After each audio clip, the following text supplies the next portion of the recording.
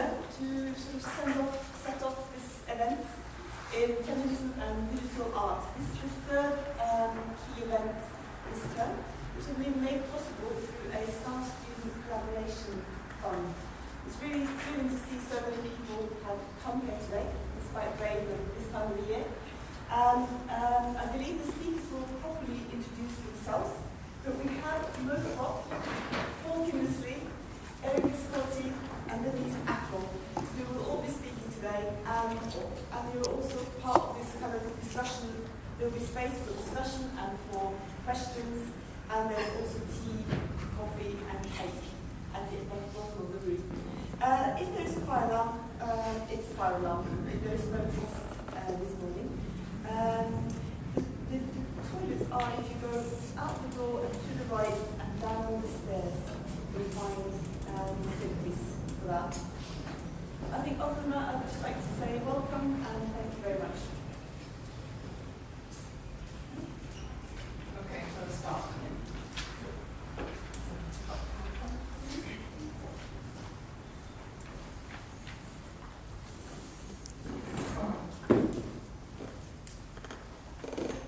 So, while we get, oh, here it is. So, yeah, my name is Throp, and I'm an artist and teacher, long time teaching in this institution.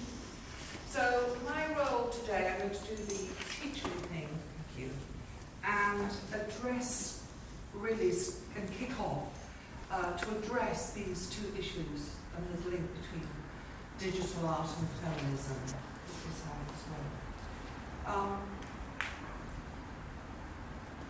Especially, I mean, this issue of what the digital is, and I'm calling it in one way the technological, and more how has it been, as it has been historically understood as a male preserve. So I'm going to sort of address that and the relation with feminism.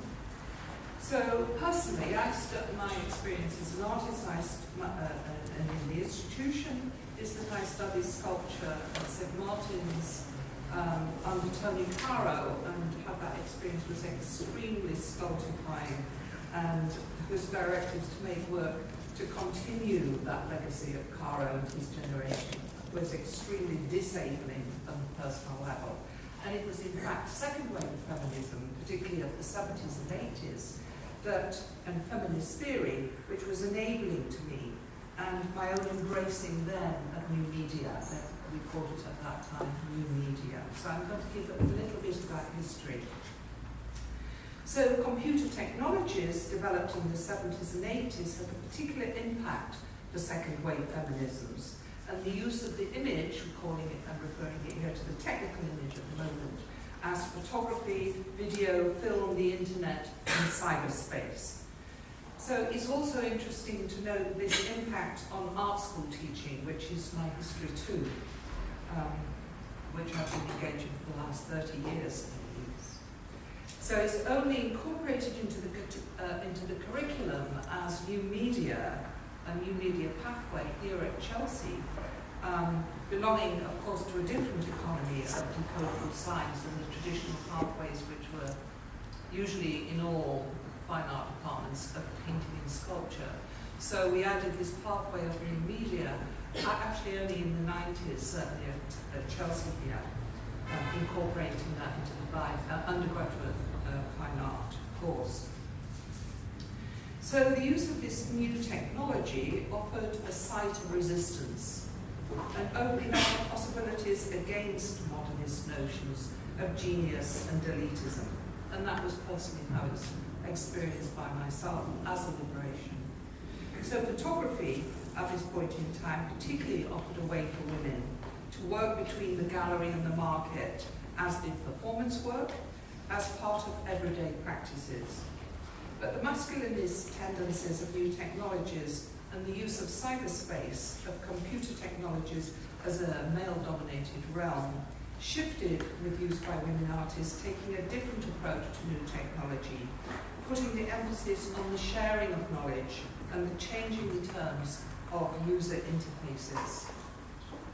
So embracing new technologies as a way out of this traditional impasse of painting and sculpture, burdened by the legacy of modernism and therefore alienating to women's experiences largely, I would say, and personally certainly, offered a critique of the unified subject of fellow-centric discourse.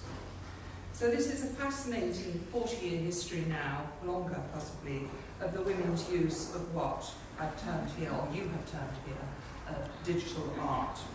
From Martha Rosler's, obviously I'm nowhere am I going to go on about that history and describe that history, but what was important to me was Martha Rosler's strong feminist proposals, then Orland's use of early video live streaming, performing the kinds of mutations that an avatar might execute virtually, and operates as an implicit critique of innate nature, a feminist contestation, and then on to the more playful feminism of people like theorists, and the more recent use of social media networking technologies. So, to understand more of this history of the digital, I want to chart some of this theory, feminist theory, running alongside this turn to the digital.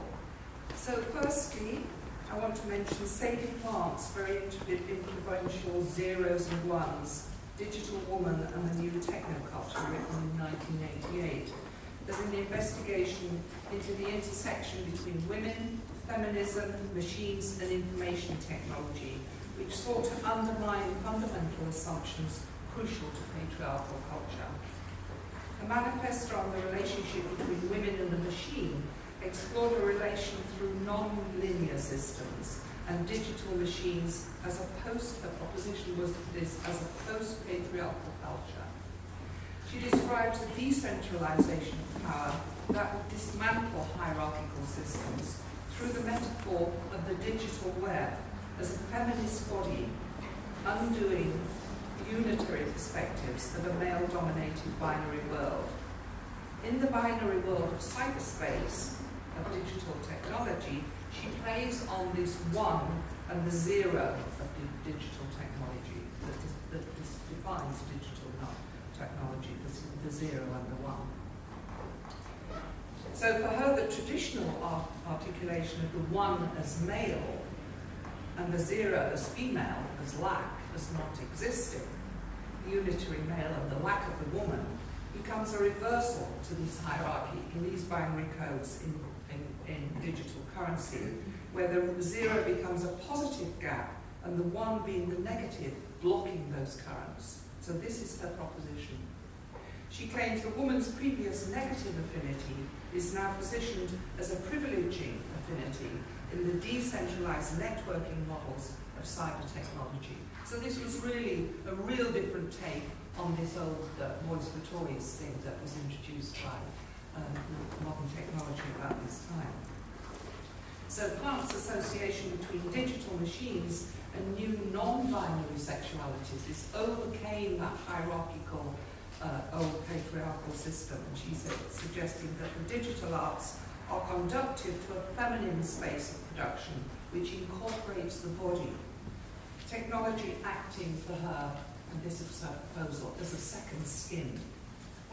So despite this liberating theory and the issue of the gaze and who is looking at whom remain problematic, certainly in the early use of technology, and not to forget here Laura Mulvey's seminal text on the male gaze in film theory, the moving image, which brought an equally new consideration of who's looking at whom.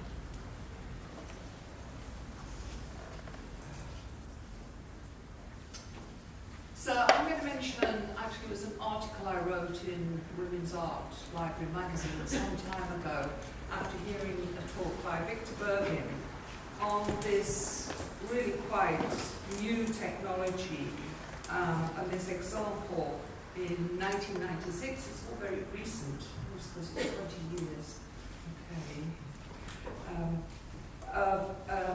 Jenny Ringley was a 19-year-old at the time in 1996, undergraduate, who bought and installed in her room in her student hall of residence, I think in Philadelphia or somewhere, this newly available webcam. So she attached it to her computer and switched it on. She creates a website